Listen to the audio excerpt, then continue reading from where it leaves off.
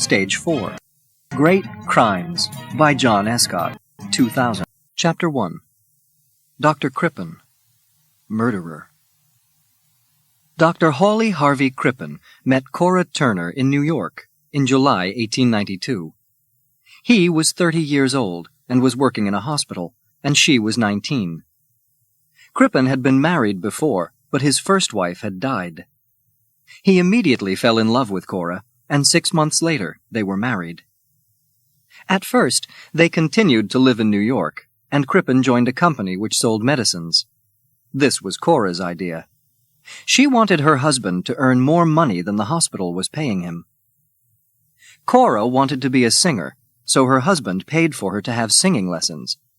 Her voice was not really good enough, and she wasn't very successful.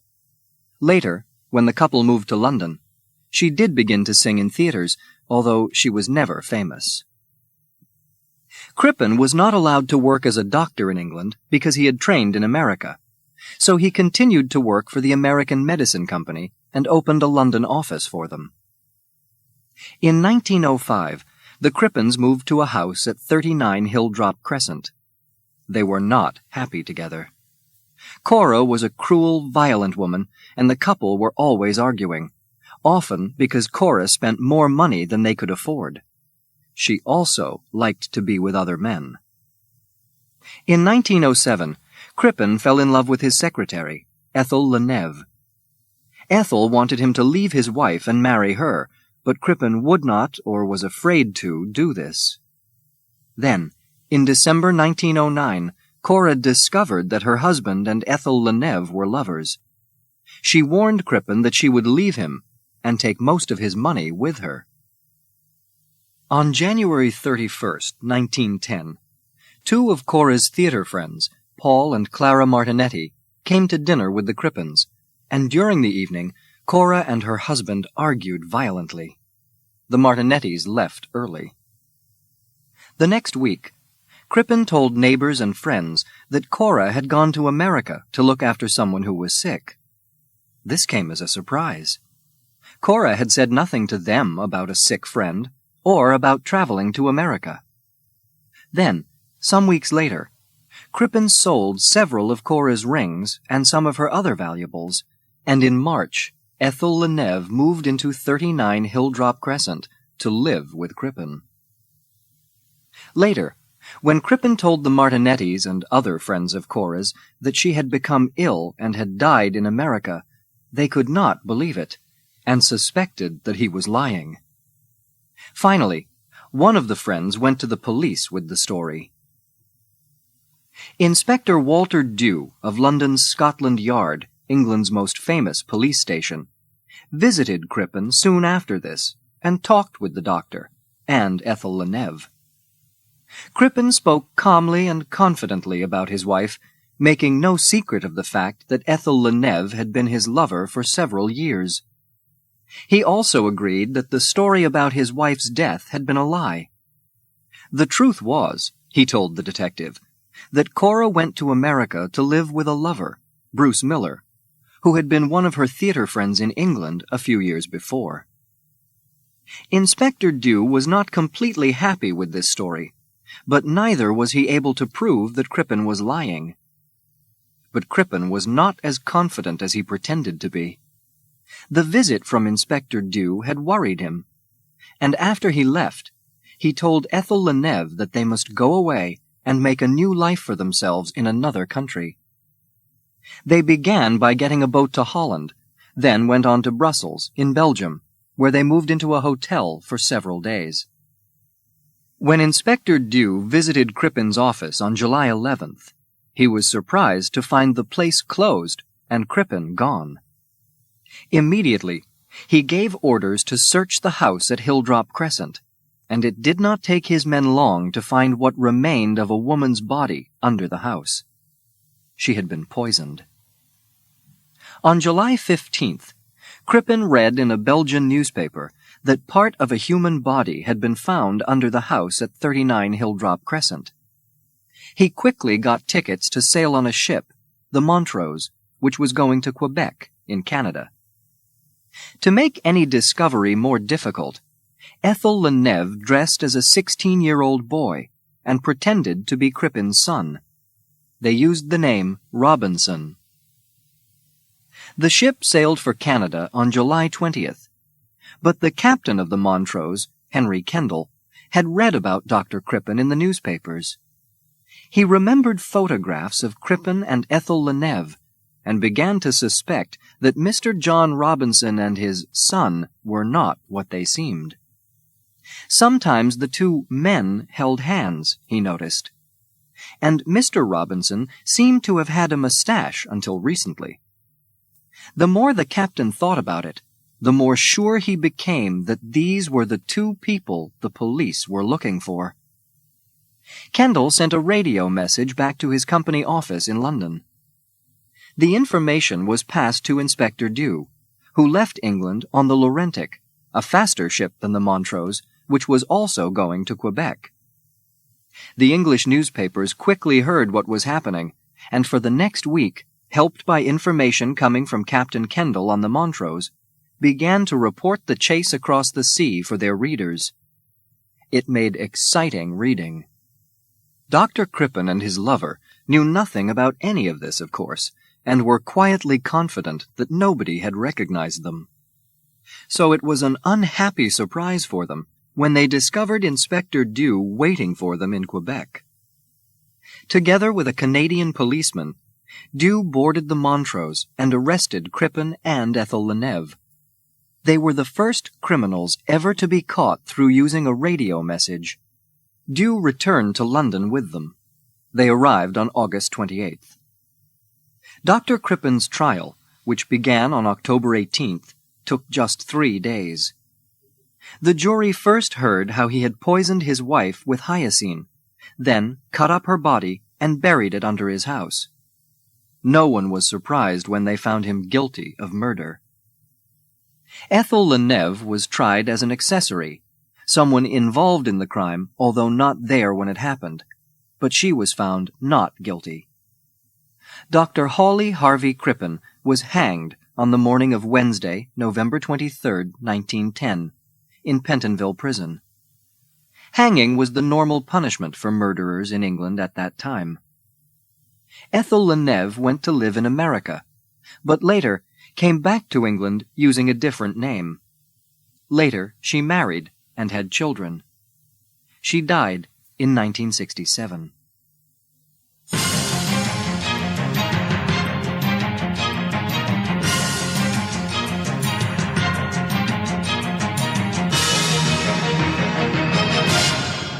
Chapter 2. The Mona Lisa Robbery. At 7 o'clock on the morning of Monday, August 21st, 1911, 3 cleaners in the Louvre Museum in Paris were walking through one of the rooms, the Salon Carré. The 3 men stopped to look at one of the world's most famous paintings, the Mona Lisa. "This is the most valuable picture in the world," said one of the men. "They say it's worth 1.5 million francs. After staring at the famous smile for a moment or two, the 3 men then walked on to the Grand Gallery, which was the next room, to continue with some repair work. It was 8:35 a.m. before they passed through the Salon Carré again, and one of the men noticed that the Mona Lisa had now gone. "They've taken it away," he laughed. "They're afraid we'll steal it." The other men laughed with him and went back to their work. It was not unusual for someone to move a painting in the gallery.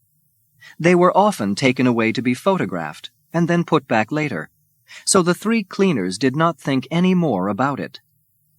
At 7:20 the next morning, Poupardin, one of the Louvre guards, passed through the Salon Carré and noticed that the Mona Lisa was not in its place.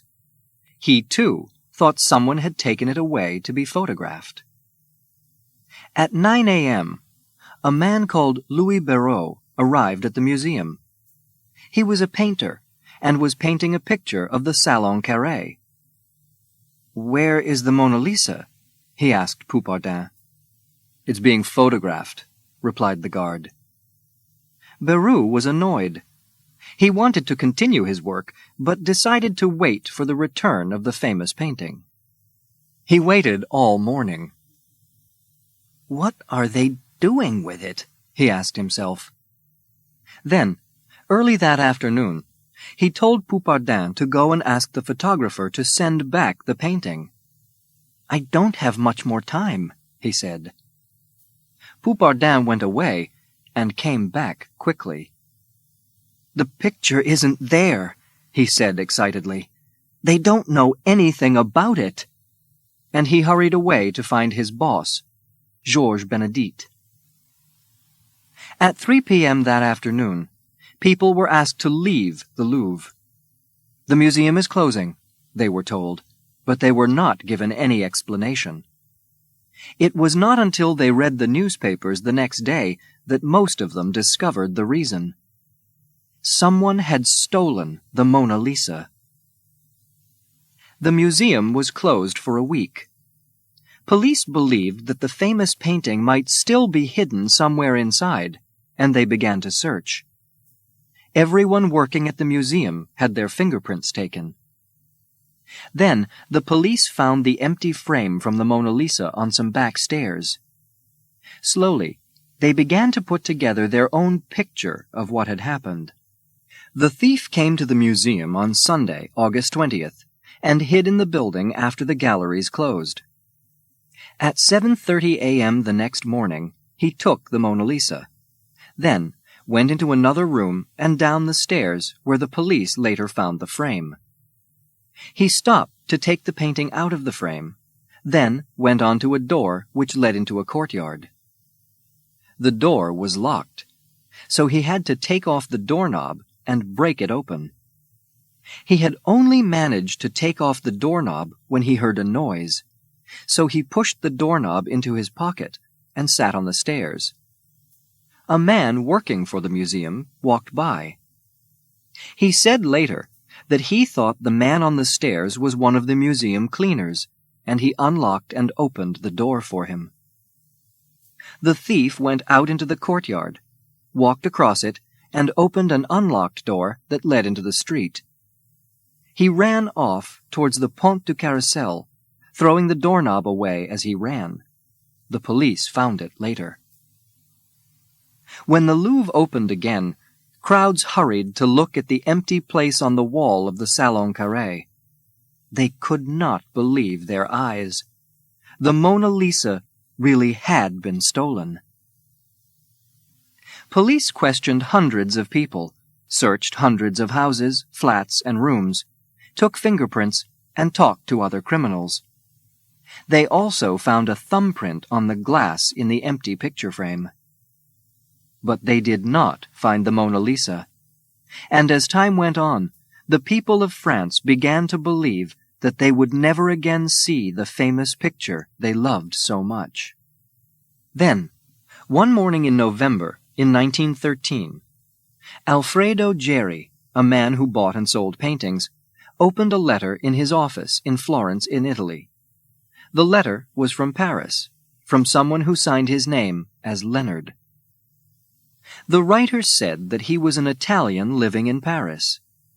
He said that he had stolen the Mona Lisa and wanted to return it to Italy, where it belonged, and where it had been before it was stolen during the war with France in the 19th century. At first, Geri thought the letter was probably from a madman, but to be sure, he showed it to his friend, Giovanni Poggi, at the Uffizi Gallery in Florence. They decided to write to Leonard and ask him to bring the painting to Milan. On Wednesday, December 10th, a thin young man with a small dark mustache arrived at Geri's office. He told Geri that the Mona Lisa was in his hotel room, and that he wanted 500,000 lira, $100,000, for the picture. Next day, Geri and Poggi went to the young man's room in the Hotel Tripoli Italia, and there was the famous painting. Poggi asked if he could take it to the Uffizi Gallery and look at it together with photographs of the real Mona Lisa. The young man agreed, and the three of them went to the gallery. Later, the young man went back to his hotel and was arrested by Italian detectives. The young thief's real name was Vincenzo Perugia, and he was a house painter. He was actually one of the many people questioned by the French police not long after the painting was stolen, because he had once been employed by the museum. They had searched his room at the time, but had found nothing. Was someone hiding the painting for him? Perugia had been in trouble with the law before, for a robbery. But his fingerprints, kept by the police, only showed his right thumb, and the thumbprint from the glass in the empty frame had been a print of the left thumb.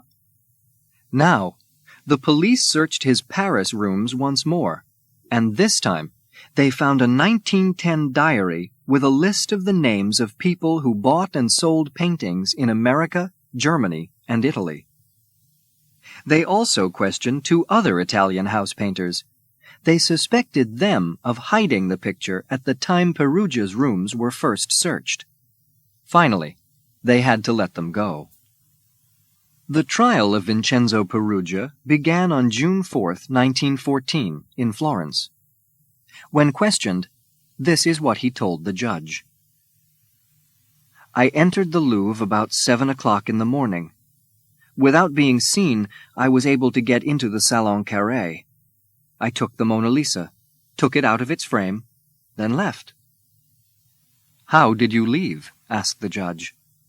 The same way I came in, answered Perugia. He was sent to prison for 1 year and 15 days, but this was later shortened to 7 months.